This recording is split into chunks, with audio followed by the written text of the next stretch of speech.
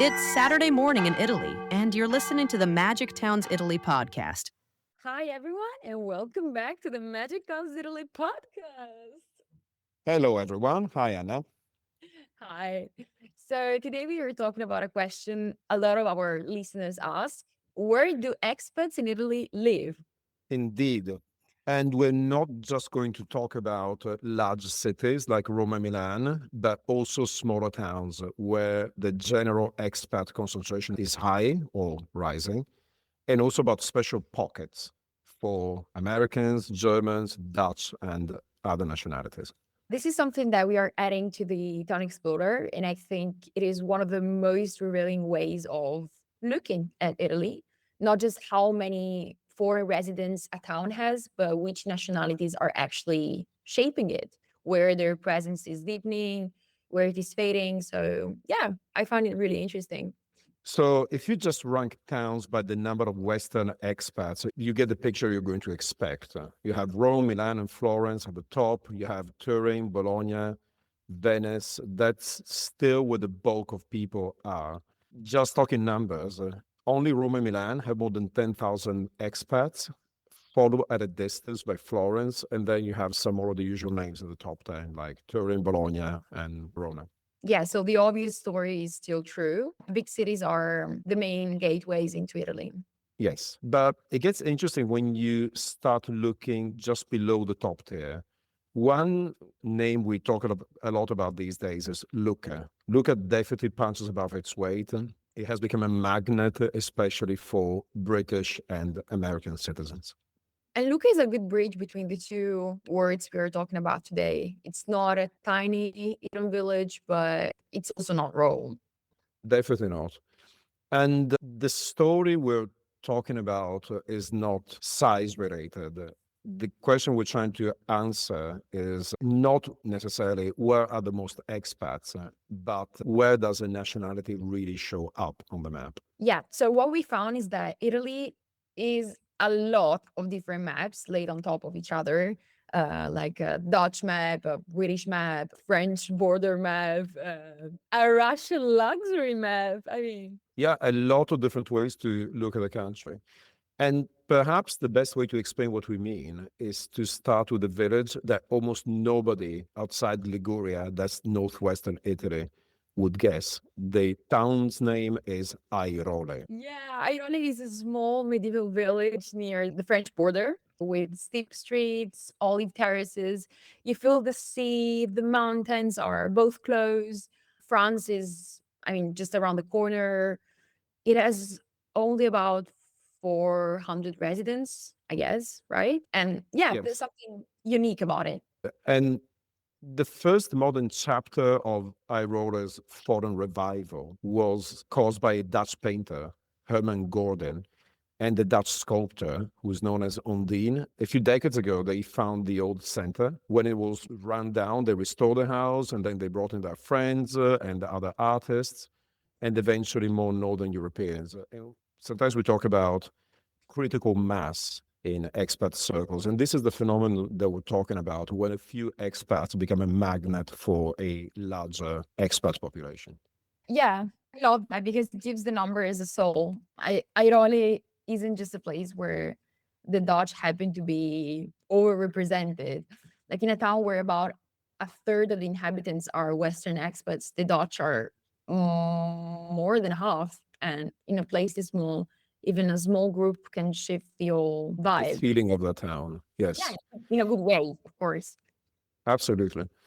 And sticking to Liguria, there's another couple of cases. The two other small towns are Pricale and Perinaldo. These are classic Ligurian iconic villages, murals and narrow passages and castles. And Perinaldo itself is a small mountain village whose claim to fame is a famous observatory. But both have very large Western expat contingents, about 10% of the inhabitants, and they also have a large French population because they're so close to the French border. Yeah, so even within this small corner of Liguria, you see three different patterns, basically. Airoli feels like a Dutch place shaped by friendships. Apicale feels like an artist village that has attracted people from across Northern Europe. Rinaldo has a clear French influence. So yeah, interesting. Yes. Then there's the Russian story, which it surprised me because I really was not aware of this until I looked at the numbers. Campione d'Italia is the outlier. It's an Italian enclave inside Switzerland on Lake Lugano. And then you have Forte dei Marmi, which is the exact opposite, the kind of vibey, expensive beach club on the town of the Tyrrhenian Sea. Yeah, Campione feels slightly unreal to me. Like it is in Italy, but held inside another country. Like crazy.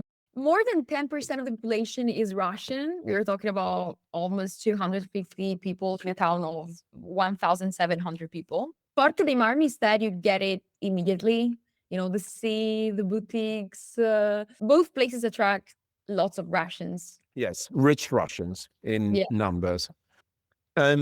Talking briefly about the British map, it is one where the Town Explorer is the most useful because it corrects a lot of lazy assumptions. People tend to think about the same names, and then you get places you never heard of, like Palombaro.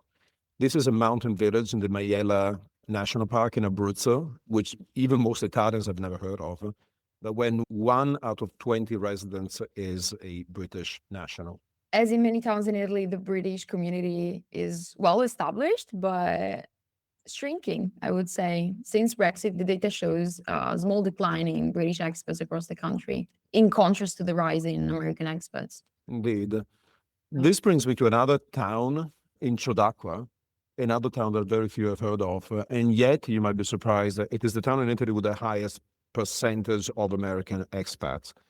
Another small town in Abruzzo, not far from Sulmona, we spoke about it last week. And this is the kind of town that has benefited from the 7% tax scheme. We're going to discuss what the scheme has worked in attracting residents in one of the next podcasts. And in the data, the American presence here is not massive. We're talking about a few dozen people, but it is shaping up. And this is a kind of subtle signal that we want people to be able to spot in the Town Explorer. And then finally, there's the part of the story I almost like most because it is less obvious. So basically, expat pockets that are slowly fading. Yes, emptying out. And the German story here is one of the clearest examples. Germany still has a very deep footprint in Italy, especially in lifestyle and second home geographies. Ahead of the Brits, Germans are the largest share of expats in Italy with around 40,000 residents, but not every German pocket is expanding. And the textbook example is Capo di Veri on the Isle of Elba. Most of our listeners will know of it as the island where Napoleon was exiled. The number of German expats here has gone from around 200 to approximately 100 people in less than 10 years. And speaking about Germans in general, their influx in Italy seem to have slowed, while in the same period, Irish numbers have gone up like 40%. Dutch and Americans up roughly 20% each. So I think it's fascinating to watch these social maps develop in real time. And it reminds me of the old saying that birds of a feather flock together. We see this happen almost organically. There's one person that finds the corner of paradise and they tell a friend, and suddenly there's a new culture that thrives alongside the old. yeah, we've seen this with George in Musumeli. It only takes one person to act as a catalyst, and before you know it, you have a thriving giant community taking root. And that is really the point of this update on which we worked for several weeks. We're not adding these statistics and measures and filters just to provide more rankings for the sake of rankings. We add them because we want our subscribers to look at a town and ask better questions.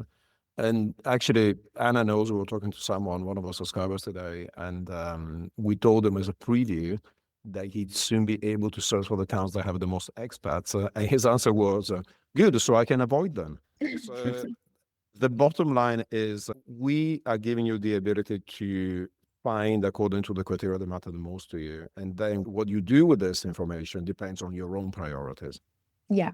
So that is all for today. When these new measures go live, you'll be able to see not just where foreign communities exist, but what kind of communities they are, whether they are growing, holding, or beginning to thin out. And if there is any town that you'd like us to talk about or dissect in the future episode, get in touch with us, because as we discover ourselves every day, some of the best stories are in the places that no one expects in Italy. Absolutely. Thanks for listening, guys. Thank you. Have a good weekend. That's it for this week on Magic Towns Italy. You can create a free account at magictowns.it and explore over 2,000 towns, including those offering the 7% tax scheme, as well as download dozens of expat guides. We have over 200 data points per town, more than Italy's Statistics Authority itself, covering everything from property prices to schools, healthcare, crime, and more. If you want full access to filters and unlimited searches, upgrade to Magic Towns Premium. Use the code podcast for 20% off an annual plan. Thanks for listening. Our next podcast will be live on Saturday at 9 a.m.